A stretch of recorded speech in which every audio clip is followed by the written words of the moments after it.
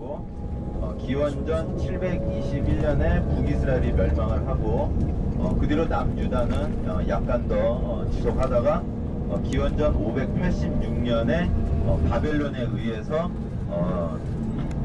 솔로몬의 성전이 무너지면서 이스라엘 백성들, 남유다의 백성들도 다 바벨론으로 포로로 끌려가게 되죠.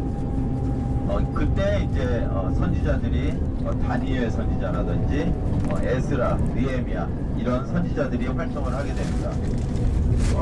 페르시아, 이 바벨론은 페르시아에게 정복을 당하면서 이스라엘 백성들이 다시 포로에서 풀려나게 되죠. 바벨론을 그때 정복한 페르시아 왕이 고레스 왕입니다. 고레스 왕의 칙령으로 이스라엘 백성들이 포로에서 풀려나서 이스라엘로 돌아오게 되는데 그때 이제 보통 1차 기환, 2차 기환, 3차 기환 이렇게 세 가지로 나누고요. 1차 기환은 기원전 538년 죄송합니다. 538년 인도를 한 사람이 수룹바벨 예슈아가 되고요. 2차 기환은 기원전 458년이 되고 에스라 선지자에 의해서 기환을 하고요. 3차 기환은 기원전 445년에 느헤미야 선지자에 의해서 기환을 하게 됩니다. 1차 기환으로 수룹바벨 예수아가 인도를 해서 기환을 하는데 그때 있었던 중요한 일은 성전을 건축을 다시 한 것이죠. 느헤미야 선지자 3차 기환으로 와서 마무리했던 것은 성벽을 재건한 것이 이 느헤미야 선지자 시기가 됩니다. 우리가 흔히 유대교라고 하는데 유대교란 무엇이냐?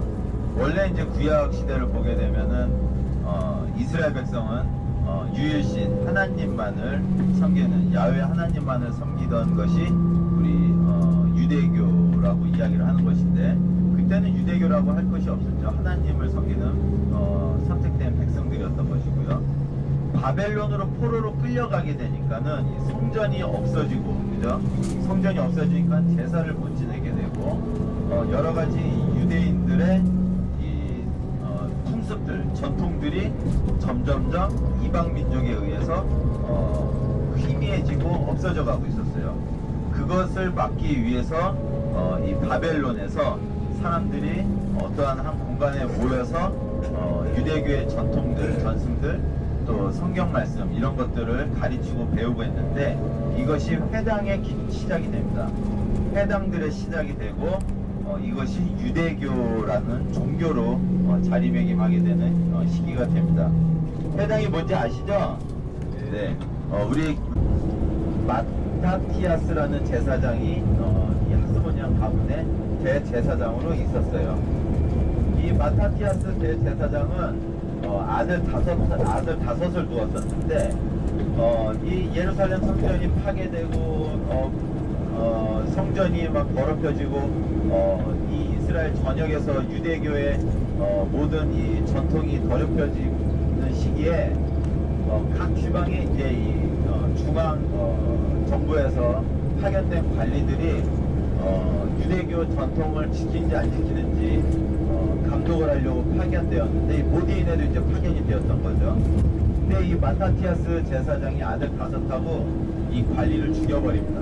관리를 죽여버리고 우리는 유대교의 전승을 따르고 하나님을 섬기겠다라고 이야기를 하면서 산속으로 들어와서 숨어버려요. 그러니까 이 안티오쿠스 4세는 화가 났겠죠.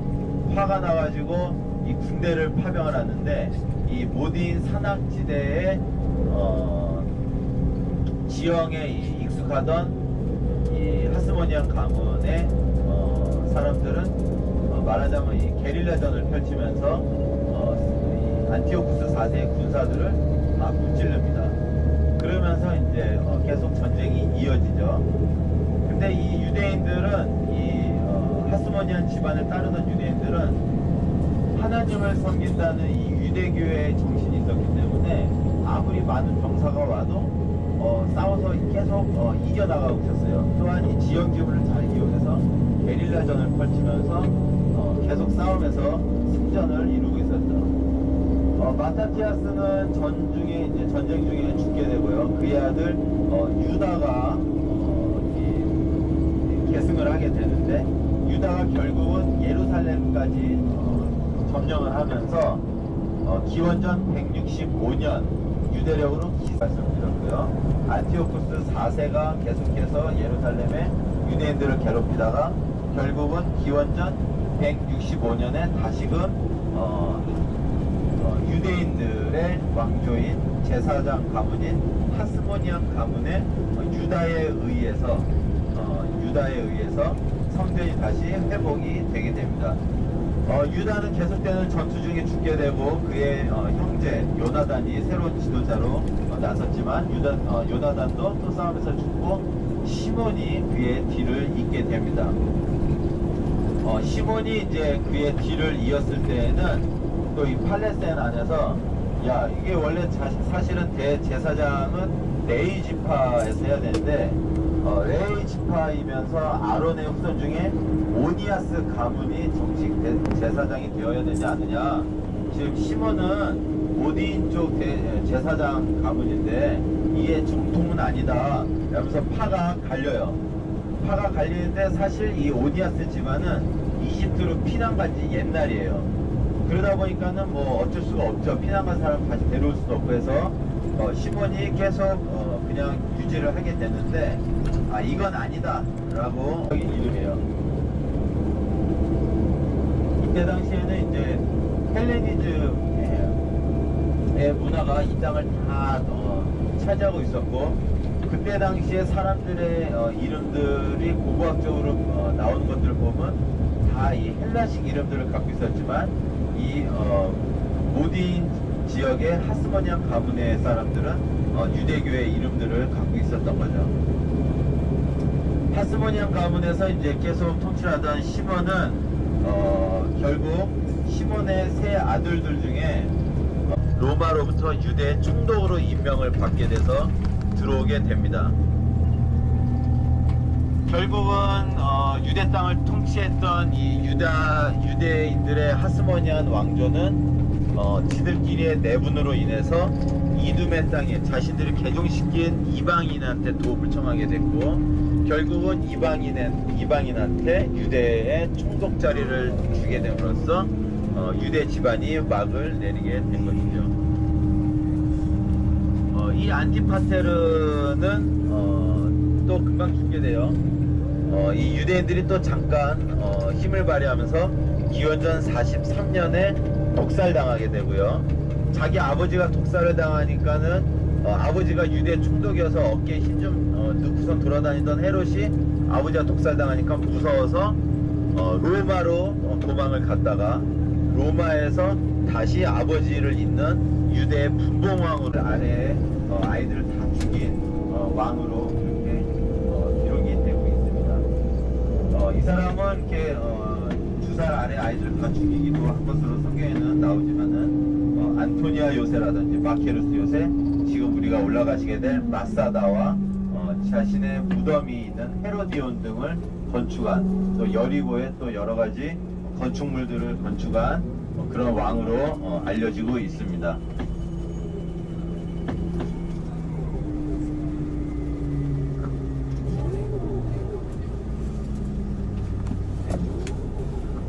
자, 꼬불꼬불길 내려오면서 제가 재미없는 옛날 왕권들 이 연대 얘기 쭉 말씀드렸는데 정신없.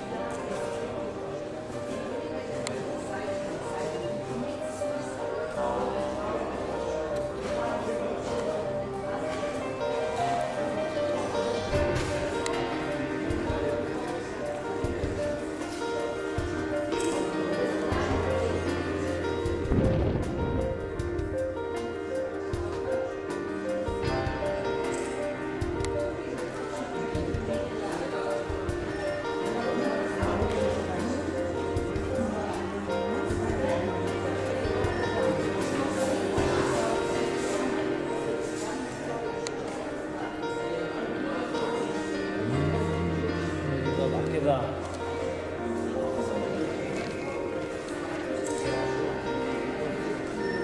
우리다.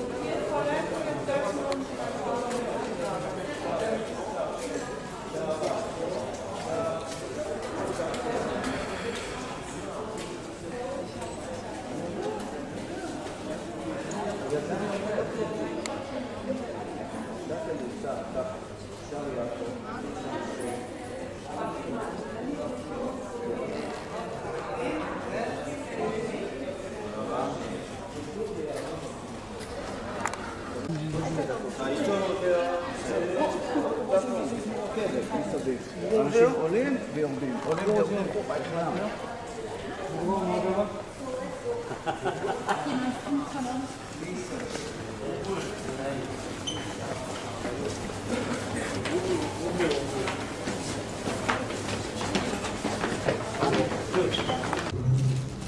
Masada is a mountain, but it is also an historic episode that the talented historian and writer Josephus Flavius wrote about almost 2,000 years ago.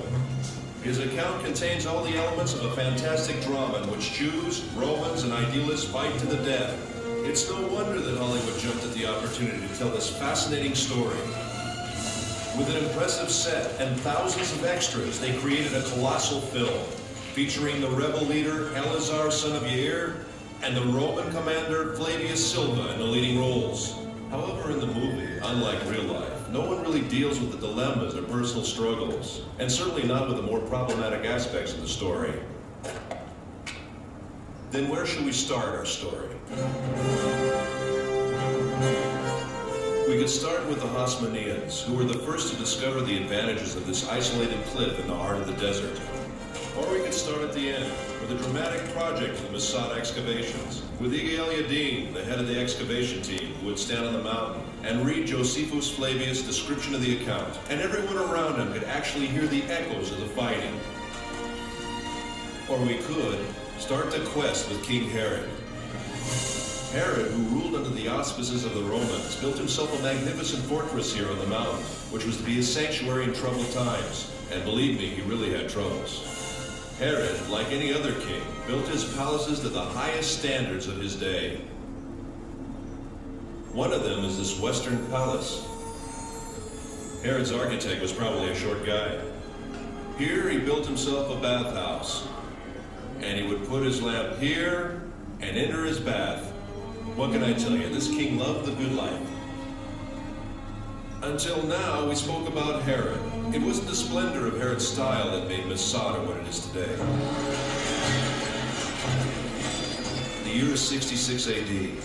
The Jews rebel against the Roman Empire. 4 years later, the temple is destroyed.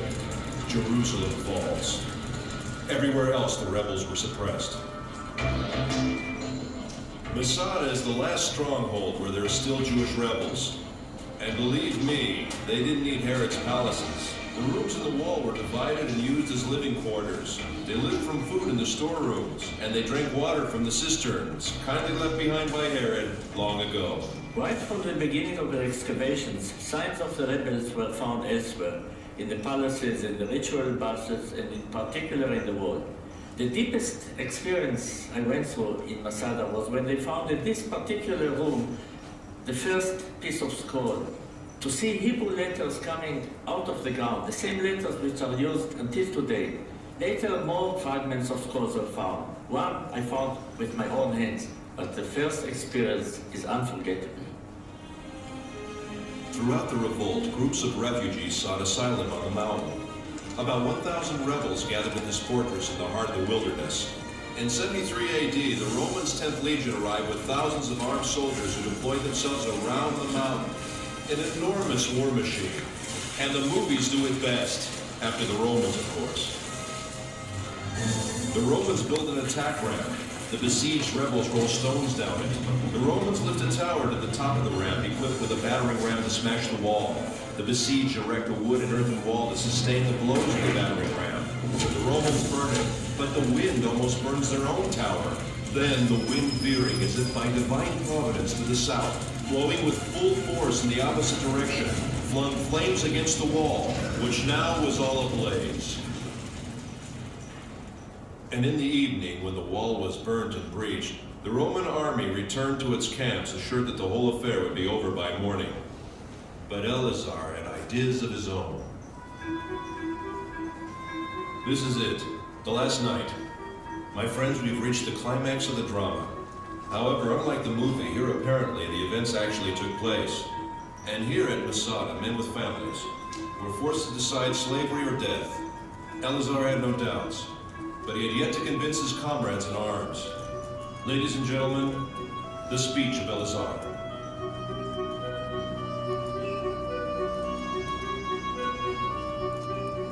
Oh, my loyal followers, the time has now come that obliges us to make that resolution true in practice.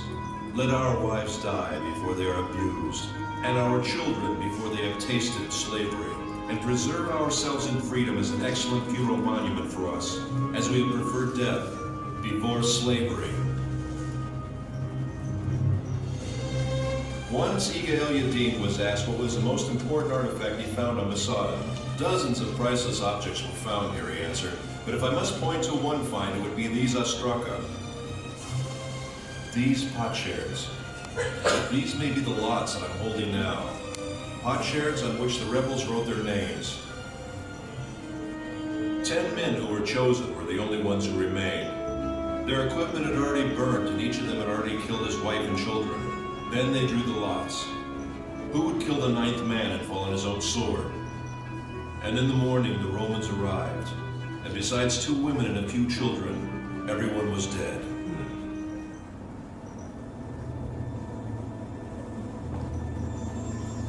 After the drama came silence. The silence was broken in the 5th century for nearly 200 years by a community of Byzantine monks. 1,200 years later, the first explorers came and rediscovered the mountain.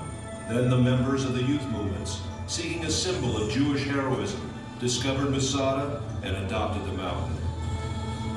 After them came the hikers and the tourists. Masada had become a focus of pilgrimage. Professor Netzer, what do you really think about the act of courage that ended in suicide? Maybe it's utmost courage to prefer death to a life of slavery. So it's death or freedom?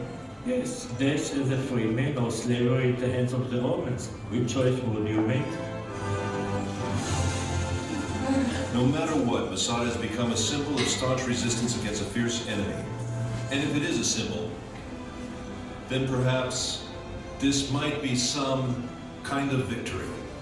Ladies and gentlemen, I invite you to climb the mountain.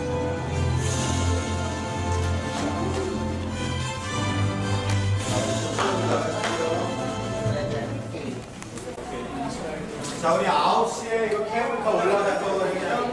화장실 급하신 분들 있으면 다녀오시고, 위에 또 화장실이 아무튼 다니다 보면 있긴 있는데 4분 뒤에 케이블카 출발하니까 급하신 분들만 다니세요. 줄 서 계세요. 자, 여기 줄 서 계시랍니다. 급하신 분은 여기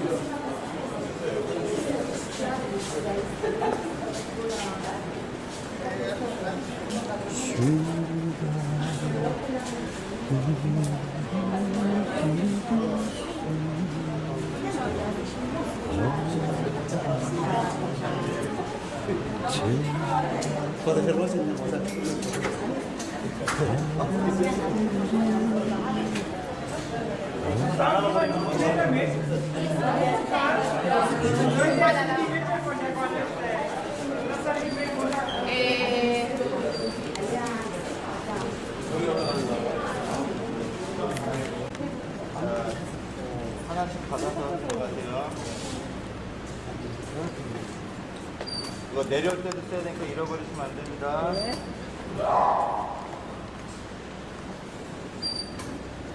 내려올 때도 쓰셔야 되니까 잃어버리시지 마세요. 잃어버리신 분 걸어 내려옵니다. 빨리 오세요. 화장실 다 오세요. 빨리 오세요. 이거 잊어버리면 안 된다.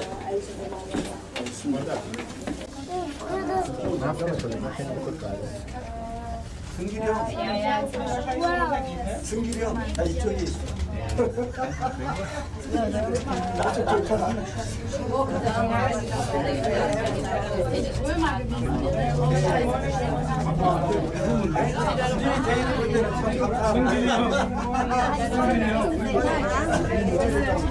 믿지 마세요.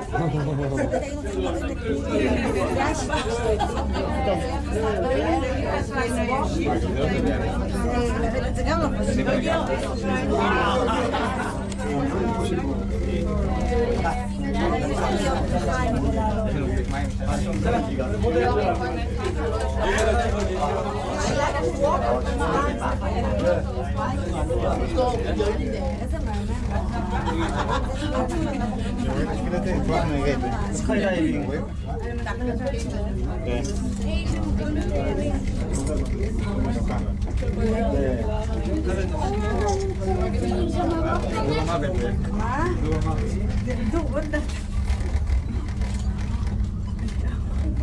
Wenn er mal rechts rausguckt, dann seht ihr diese römische Festung, die da unten ist. Total gut. Ja? Seht ihr das, dieses Rechteck? Okay. Sehen wir von oben auch nochmal. Wenn er jetzt nach vorne guckt, seht ihr die Leute, die hier zu Fuß runter und hochgehen.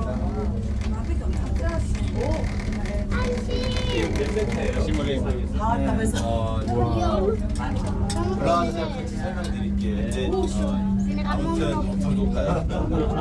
올라와서 그냥 같이 설명드릴게요.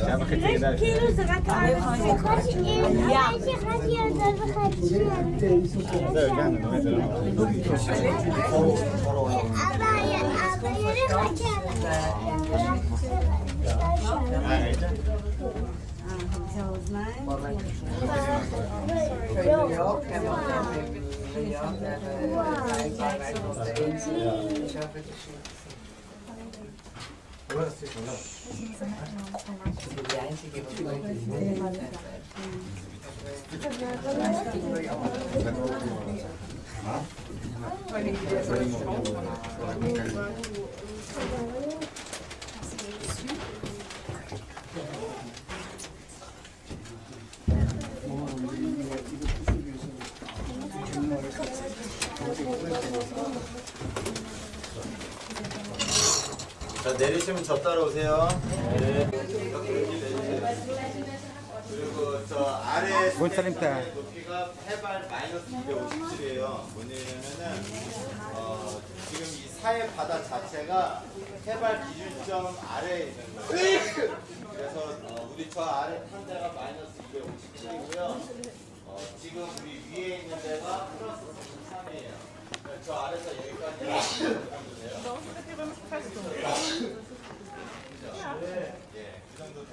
Now the squares, what you see down, the big one over there, the small one, these are the Roman camps. Habt ihr mitgekriegt? 사해로부터 저 맨 아래 바다로부터 요 위에까지가 460m입니다. 여기서요? 예. 자, 이쪽으로.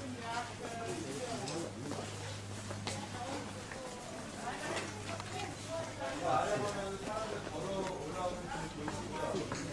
이게 백길이라고 해요. 그래서 옛날부터 로마 시대부터 항상 여기 올라올 때 올라오는 사람들 봐. 개가 있는데 하나는 동편에 나 있는 길, 하나는 서편에 나 있는 길. 동편에 나 있는 길은 이 백길이에요. 맨 마지막에 어느 분이 오실지를 좀 정해주시면 제가 그분만 보면서 가면 좋겠습니다. 예, 제가 맨 갈게요. 마지막에 어느 분 오시래요? 예. 아주 옷 모습이 좋아서 제가 제일 마지막에.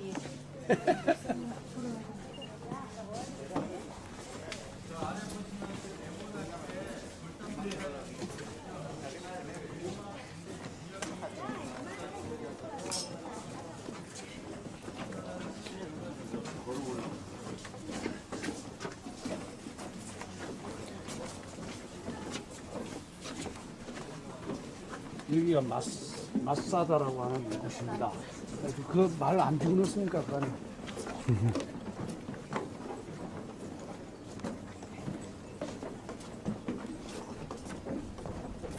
무시할 수 없는 우리나라의 모습.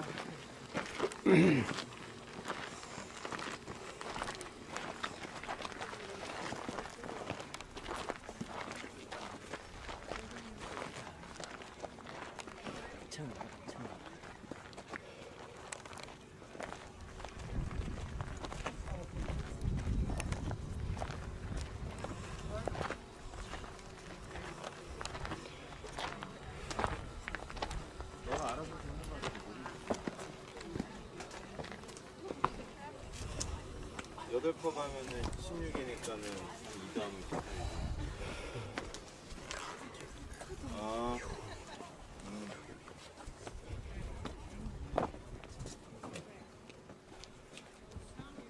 다 올라오셨어요? 네. 영화 잘 보셨죠? 네. 다 기본적으로 영어들은 하시니까 뭐 제가 긴 설명은 안 드릴게요. 혹시 이런 일이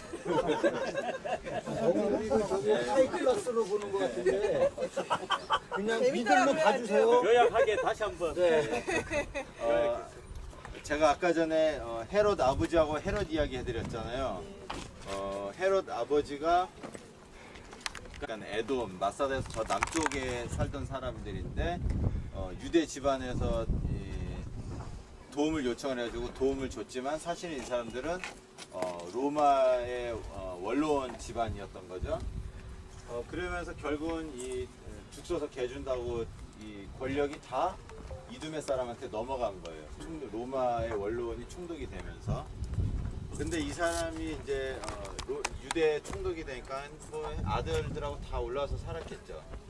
그러다가 이 아버지가 독살을 당했다고 그랬어요. 독살을 당하니까는 이 헤롯이 두려웠겠죠. 아버지가 독살당해서 돌아가셨으니까. 그래서 도망을 가면서 이 마사다를 들르게 돼요.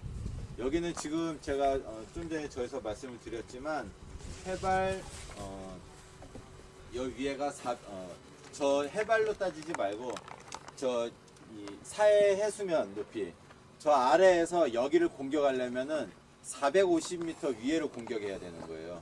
케이블카가 우리가 230에서 뭐 여기가 30 해발 30m 제가 그러니까는 저 아래 보고 계신 데가 해발 기준점 0점 아래 250여 미터 더 아래에 있는 거예요. 예전에 장학 퀴즈 한국에서 할 때 지구상에서 가장 낮은 곳에 위치한 도시는 정답은 여리고입니다. 사해하고 아주 가까운 곳에 여리고가 있죠. 그러니까 아무튼 해발 기준점 아래에 있다. 그리고 여기는 그냥 기준점으로 치면은 뭐 한 30에서 50m 사이가 되겠지만 사실상 저 아래에서 여기를 공략하려면은 450m 위에 그리고 뱀길로밖에 올라올 수 없는 이 앞에 보시면 이런 모형이 있는데 그러니까는 난공불락의 요새인 거죠. 여기에 헤롯이 잠깐 들려서 자기 이 친위 부대랑 함께 가족들이랑 내려와서 여기 잠깐 있다가 여기서 계속 있을 수가 없으니까는 도움을 청하러 로마로 가는데 이집트 쪽을 거쳐서 로마로 가요. 로마에 가서 로마의 원조를 받게 됩니다. 그래서 로마에서 너를 유대의 분봉왕으로 세워주고 군사를 대동해 줄 테니까 들어가서 거기를 좀 네가 잘 단도리를 해라. 그래서 헤롯이 군대와 함께 로마 군사들과 함께 예루살렘으로 다시 와서 왕이 돼요. 그러고 나서 생각해보니까 여기에다가 우리 식구들이랑 이 자기 친위 부대를 두고 갔단 말이에요. 그래서 와서 보니까 여전히 잘 먹고 잘 살고 있더래요. 여기 안에 보시면은 이 물탱크 시설이랑 뭐 여러 가지가 있는데 아무튼 천혜의 요새고 지내기 아주 쉬워요. 지금 그늘에들 앉아 계신데 안 덥죠? 네. 한여름에 와도 때 앞에서 아주 더 죽을 것 같아도 바람은 되게 뜨거운데 이 그늘에만 계시면 이 땀이 마르면서 괜찮습니다. 그 정도로 아주 좋은 입지 조건이 좋은 곳이에요.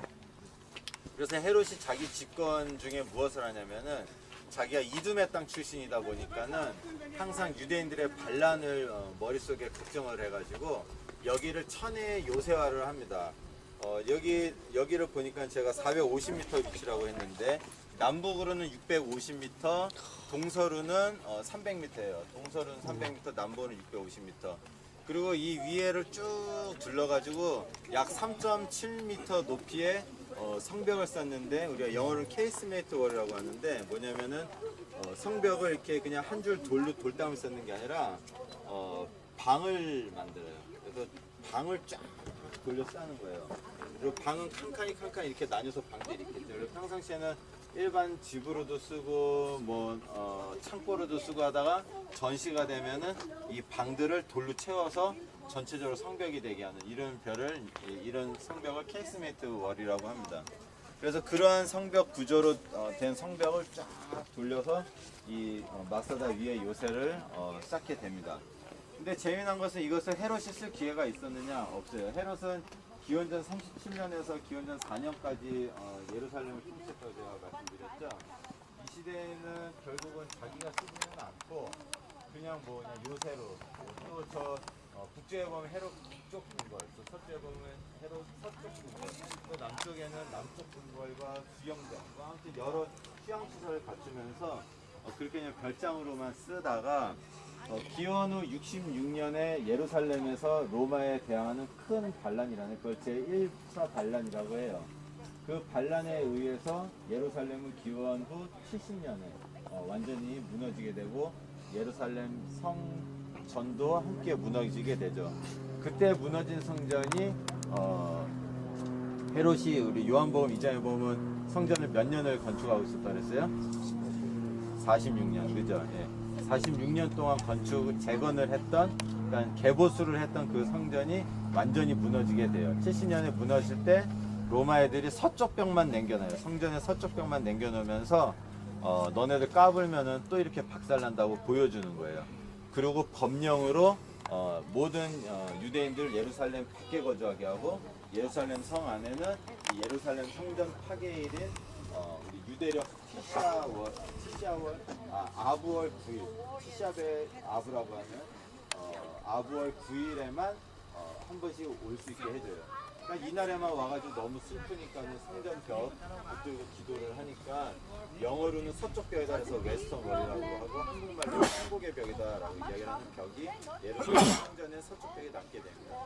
70년에 거기가 완전히 무너지게 돼요. 제가 아까 차 타고 오면서 바리세파와 또 에세네파 이런 이야기를 해드렸는데 에세네파는 그러니까 유대 하스모니안 집안의 대제사장직을 겸하는 것에 대한 정통성에 대한 반대하는 이 마음으로 떠난 사람들이에요. 우리 니네는 정통파가 아니다. 니네랑은 못 놀겠다 하고서는 나온 거죠. 이 에세네파는 나중에 쿰란에 우리가 좀 이따 가시게 될 텐데 쿰란에 가서 자리 잡고 동쪽을 바라보면서 이 정결한 삶을 하면서 이 성경 말씀을 읽고 쓰고 하던 사람들인데 예루살렘에서 끝까지 남아서 이 로마에 대항해서 싸우던 사람들은 또 열심당원이라고 하는 진러파가 있었어요. 바리세파, 사두개파, 에세네파, 진러, 열심당원 이렇게 4개의 파가 이때 당시 헬레니즘 문화와 이 하스모니아 왕조, 이 중기 역사 시대에 공존했었던 이 여러 지파가 됩니다. 이 열심당원들 진러파는 로마에 대항해서 끝까지 대항을 하다가 안 되겠다 이제 전쟁이 이제 계속 이제 열세 이제 닿으니까는 예루살렘을 떠나서 이곳 마사다에 와서 끝까지 로마에 대항을 합니다. 여기를 누가 지어줬어요? 헤롯이 지었어요. 그죠? 헤롯이 유대인들 반란이 두려워서 지었는데 결국 누가 썼어요? 유대인들이 쓰게 된 거죠. 그때 당시에 여기에 약 960여 명의 유대인들이 와서 이곳에서 로마의 끝까지 대항을 했다고 합니다. 그래서 여기서 이제 헤롯 대왕이 별장으로도 수고하면서 쓰던 음식물들도 있었고 물도 충분했고 이렇게 해서 살았는데 3년을 더 버텼어요. 73년에 결국 마사다가 완전히 망하게 되는데 우리 동쪽에서 공격이 올라오려면 너무 힘들다 그랬죠? 그래서 로마 애들이 한 게 뭐냐면은 동쪽은 너무 힘드니까 서쪽이 그나마 좀 높거든요, 지대가. 그래서 서쪽에다가 인위적인 언덕을 만들어요. 여기 보시면 요 언덕, 요 조그만 거 하나 보이시죠? 요게 우리가 좀 이따 가서 보실 텐데 인위적으로 만든 거예요. 나무 켜를 대고 돌을 쌓고 해서 인공 능선을 갖다 대가지고 서쪽 벽으로 공격해 들어와요. 그래서 마지막 날에 이제 성 공략하는 뭐 여러 가지 기구로 공격을 해 들어오면서 불화살을 쐈는데 처음에는 불화살이 이제 이 서풍을 타고 유대인들 쪽으로 갔다가 갑자기 바람의 방향이 바뀌어서 동풍을 타고 오히려 로마 군사 쪽으로 가서 또 유대인들이 하나님 우리와 함께 하시다 막 하다가 해가지고 얘네들은 로마 애들은 일단 해가 졌으니까는 내려갔다 내일 너네 다 죽었다 그러고서 내려갔는데 그날 밤에 이제 이곳에서의 마지막 날 역사가 있었던 거예요. 그때 당시에 여기에 유대인들의 지도자가 엘리에제르 대제사장이었는데 야 이제 우리가 내일 아침이 되면 결국은 다 죽을 텐데 우리의 이 아내들과 아이들이 포로로 끌려가고 이 로마 관사들한테 겁탈을 당하고 이러느니 차라리 우리가 다 죽자. 이게 우리가 승리하는 길이다라고 얘기를 합니다. 원래 유대 법적으로 이 유대교의 법 전통에 따르면은 자살은 금기시 되고 있죠. 그래서 자살하지 않고 각자 집에 돌아서 아버지들이 마지막 저녁 식사를 하고 자기 아내들과 아이들을 다 죽이고 아버지들이 모여서 제비를 뽑아가지고 10명을 뽑아서 이 10명이 나머지 아버지들을 다 죽이고 10명 중에 2명을 뽑아서 나머지 8명을 죽이고 2명 중에 1명이 마지막 한 사람을 죽이고 결국 1명만 자살을 하게 되는 그런 역사가 여기 있었던 거죠. 이걸 누가 나중에 알려주게 됐냐? 다 죽진 않고 여자 어른 2명하고 아이들 5이 숨어 있다가 그 다음날 아침에 로마 군사가 올라와서 보니까는 뭐 다 불지르고 다 그렇게 하고 시체들만 질비한데 곡식들은 다 불지르지 않고 남겨뒀대요. 우리가 먹을 게 없어서 죽은 게 아니라는 걸 보여주기 위해서 곡식들은 남겨놓고 그리고서 이 어른 여자 2명하고 아이들 5명을 찾아서 이 사람들이 이야기를 해준 거죠. 어젯밤에 있었던 일들을. 그래서 로마 군사들이 이 어른 여자 2명과 아이들 5을 죽이지 않았다. 그리고 이 이야기가 지금까지 전해오게 됐다라고 이야기를 합니다. 66년에 1차 로마에 대항한 유대 대반란이 있었는데 그 반란이 이스라엘 전역에서 일어났어요. 시작은 갈릴리 쪽에서부터 시작을 했다고 합니다. 그래서 갈릴리에도 가서 보게 되면은 감라라는 지역인데 거기도 로마에 대항해서 끝까지 싸웠던 그런 한 봉우리가 있고요. 그때 당시에 이 갈릴리에 로마에 대항한 반로마 군의 우두머리로 요세푸스라는 사람이 있었는데 거기에서 반란이 로마에서 진압되면서 로마군에게 잡혀가는데 이 사람은 로마군에 이제 투항을 해서 로마 군대와 함께 다니면서 유대 전쟁사라는 기록을 이 요세푸스가 기록을 하게 되죠. 나중에 이제 예전에 이제 창세기부터 해서 이 유대인의 역사에 대해서 저설한 것이 지금까지도 이 고고학에서 사용하는 주요 문서 중에 하나로 요세푸스의 기록을 다루고 있습니다. 이 요세푸스가 이러한 여러 가지 기록들을 다 적어서 남겼다는 겁니다. 자, 이게 마사다의 역사고요. 이제 우리 쭉 돌면서 마사다가 어떻게 생긴 동네인가 같이 한번 보겠습니다.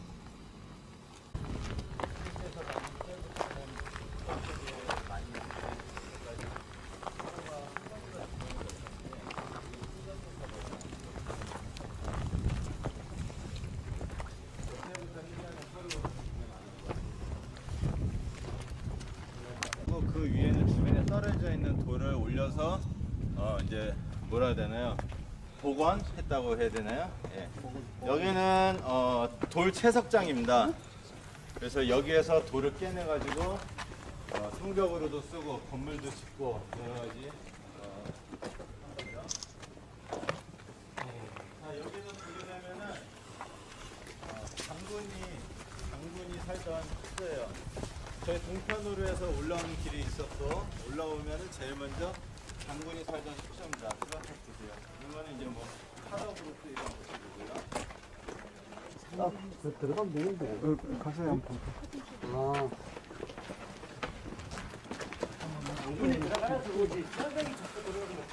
안에 보시면은 거기에 저렇게 돌로 저런 것을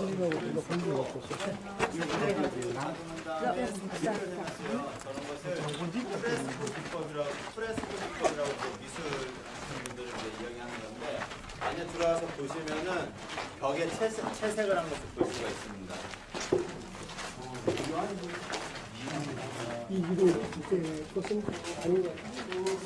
이제 주변에 떨어져 있던 것을 이제 세운 거죠. 이거 겉에는 지금 뭐 시멘트 바른 건데 원래는 이제 패치를 해서 이제 저쪽으로 가서 이제 어떻게 되는지. 좀 순서를 좀 지켜서 하시면 다 순서.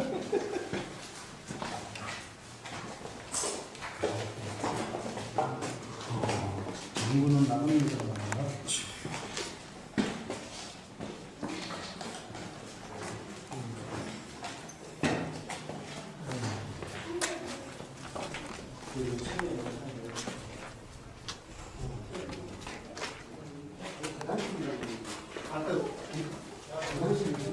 화장실 아니고 불 피우는데.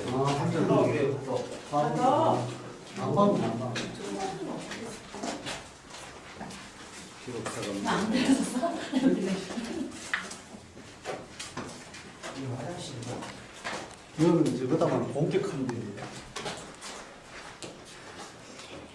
너희는 우리가 어떨다 그렇게.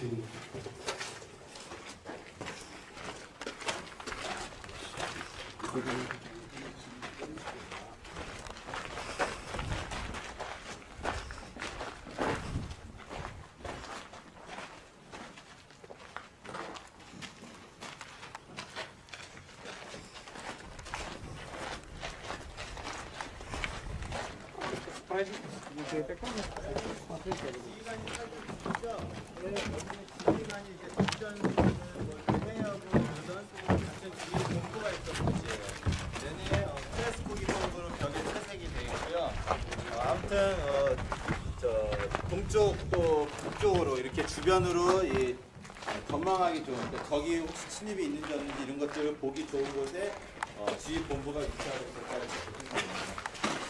안에 또 저쪽 아래서 보신 거하고 같은 그런 프레스코 기법의 채색이 가지고 있습니다. 자, 보시고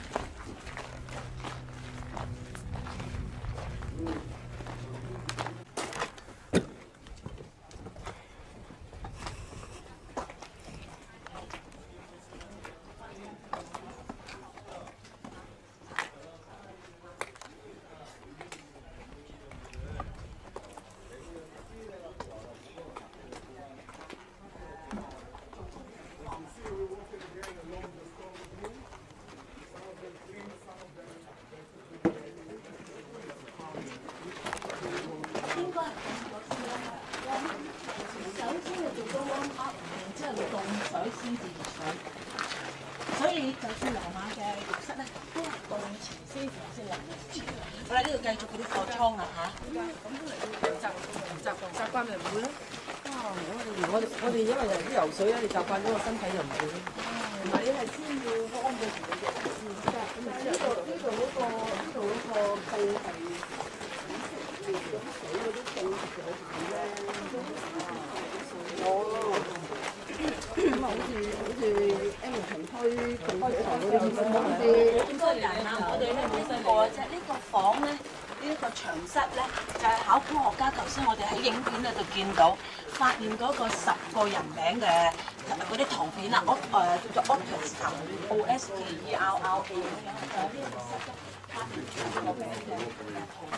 咁有啲名咧，今日咧仲有用緊嘅，就好似佢係啦，聽過中文啊咁樣呢啲名咧，今日咧都仲有用㗎嚇。Are you alright? Thank you very much. Thank you. 佢哋只係想影呢啲馬啫嘛。呢啲先。짠짠. Okay,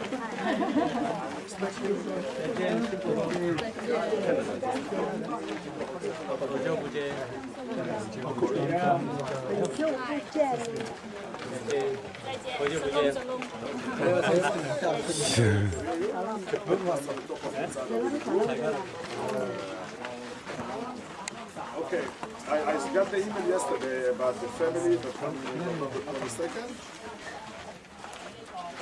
So, yes. No, he just called me yesterday afternoon and asked me if I'm available.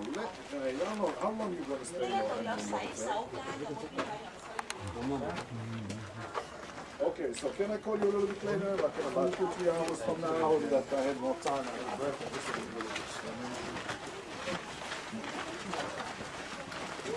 자, 제가 아까 전에 그 제비뽑기 해가지고 10명을 뽑아서 나머지 아버지를 다 주겠다고 말씀드렸죠. 여기가 그 제비뽑기 했던 이름이 쓰여진 토기 조각들이 발견된 곳인데 앞에 보시면은 앞에 히브리어로 이름들이 쓰여져 있고요. 이 히브리어는 지금도 쓰는 히브리어하고 같은 히브리어예요. 그래서 여기에 그 10명의 이름이 있다. 우리 토기 조각에 이렇게 글이 써져 있는 거를 오스트라콘이라고 하는데요. 이런 게 이제 말하자면 그런 오스트라콘이 되는 겁니다.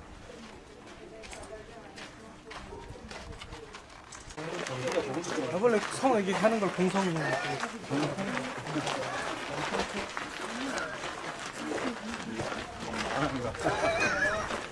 아니 실사님, 또 라면 배로 튕겨버리면. 이따 지나갑니다. 네. 호감이 괜찮았어요? 가방. 카메라고요? 아이고.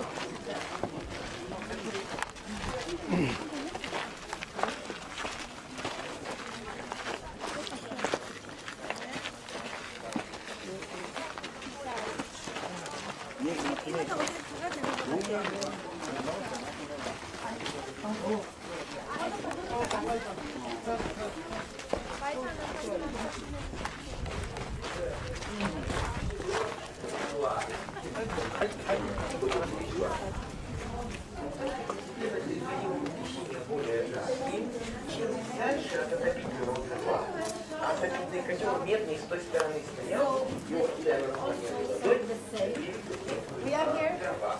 Yes, you see. All of us are here. And he made here a Roman bath. So in the middle of the desert, after they built the palace or before, they could have some warm bath. Actually, it's like a steam bath of today. There are a few rooms. Here they put fire, they put 2 floors.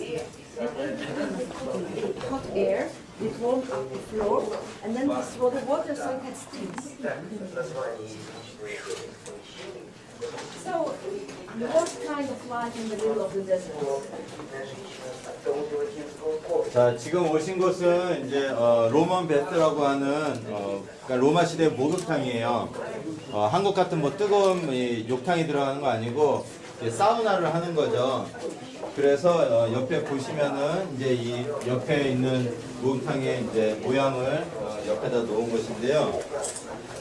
자, 이 방들이 몇 가지로 나뉩니다. 지금 제일 먼저 우리 바깥에 있는 것은 바깥 뜰이에요. 그래서 바깥 뜰에서는 운동도 하고 뭐 이러면서 땀을 내요. 그 다음에 이 안에 들어와서 이제 여기서 땀을 낸 다음에 안에 들어서 뜨거운 이 사우나를 하게 되는데 지금 여기가 바깥에 뜰이죠. 그리고 들어오면 옷 갈아입는 이런 것들이 있고 요 옆에는 찬물을 담아놓는 곳들도 있고요. 요 안에는 바깥에서 부를 때가 뜨거운 열을 안으로 한국 온돌처럼 집어넣어요. 그래서 안에다 뜨거운 열을 넣으면은 이 안에가 온돌 달궈지겠죠. 옆에도 보면 이런 파이프가 보이는데 스쿨이라고 하는데 이런 파이프들로 이 벽도 다 달굽니다. 그리고 이 안에는 보시면 이렇게 물을 담아놓는 곳이 있어요. 그래서 이 물을 바닥에 뿌려서 스팀을 올리기도 하고 몸에 끼얹기도 하고 하면서 안에서 이제 뜨거운 사우나를 한 거죠. 지붕은 이렇게 이 완만한 경사를 이루어가지고 뜨거운 공기 평평하면 뜨거운 공기, 찬 공기로 그냥 나뉘어버리는데 이렇게 해서 공기가 순환이 되고 뜨거운 게 올라와서 돌아 내려오니까 열을 계속 바꾸고요. 이때 당시에 발굴되는 거 보면 이렇게 나무나 쇠로 된 건데 이렇게 보리 모양으로 돼 있어가지고 이렇게 대고 긁는 거예요. 땀 내고 올리브 기름 같은 것을 발라가지고 때미는 식으로 이렇게 싹싹 긁어가지고 몸도 깨끗이 하고 그랬던 것을 볼 수 있습니다. 그래서 바깥에는 운동도 하고 그러면서 옷 갈아입는 것도 있고요. 찬물이 있는 것을 프리지다리움이라고 하고요. 따뜻한 곳은 이제 여기 보면 웜룸이라고 페리다리움이라고 하고 또 아주 뜨거운 것은 칼다리움이라고 하는 세 개의 방으로 찬방, 따뜻한 방, 아주 뜨거운 방 이렇게 여러 가지 방으로 나뉩니다. 자, 차가운 물을 원하는 좀 쓰시고요.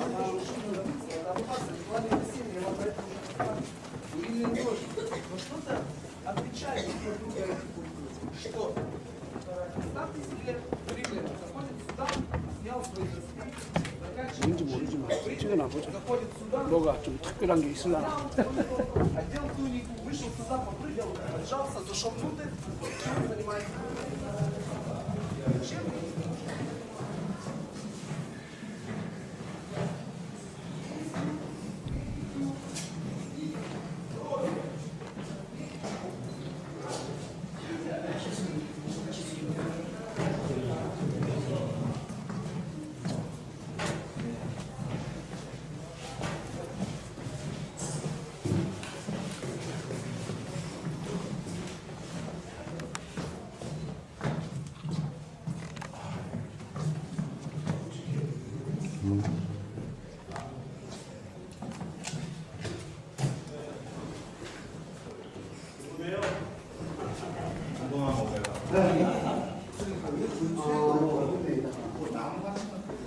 네, 주변에서 다 실어온 거죠.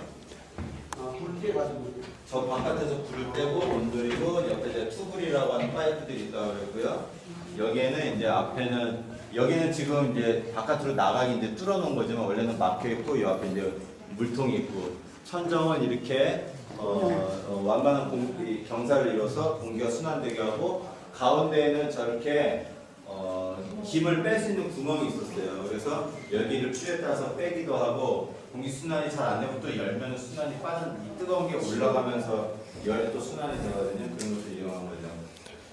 지금 이제 제일 앞에 저 따라 들어오신 분하고 제일 뒤에 따라 들어오신 분하고 1분이 더 걸려요. 그러면 우리 지금 벌써 몇 군데 걸렸는데 벌써 요 위에서만 한 5분 이상 까먹는 거예요. 계속. 그러니까는 사진 찍으시는 것도 좋은데 앞에 가면 움직여 주셔야 돼요. 아시겠죠? 네.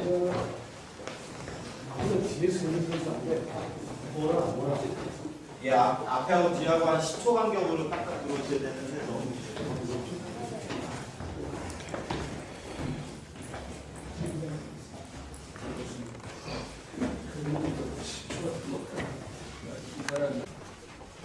오늘 안 보러 갔나?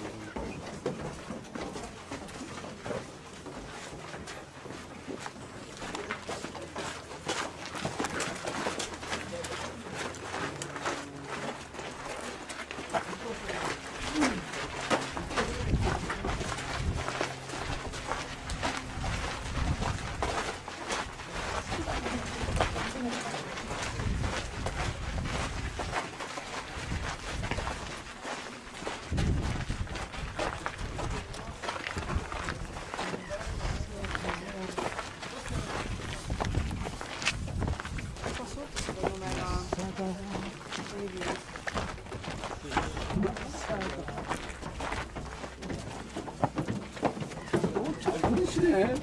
잘 그리셔. 또 힘이 좀 들라 그러면 미리 이야기하세요.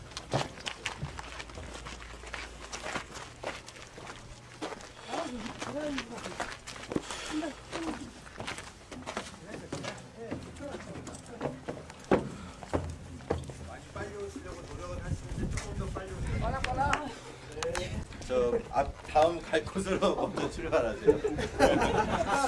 자, 이거는 헤롯의 북쪽 궁궐이에요. 그래서 우리가 여기서 보시면은 저 아래쪽을 가서 보실 거고, 제가 말씀드릴 때 헤롯의 이 요새로 쓰려고 만들었지만 결국은 별장으로 이렇게 쓰였다 그랬죠. 북쪽, 서쪽, 남쪽에 이 별장 궁궐들이 있습니다. 자, 이쪽으로 와서 한번 보시죠.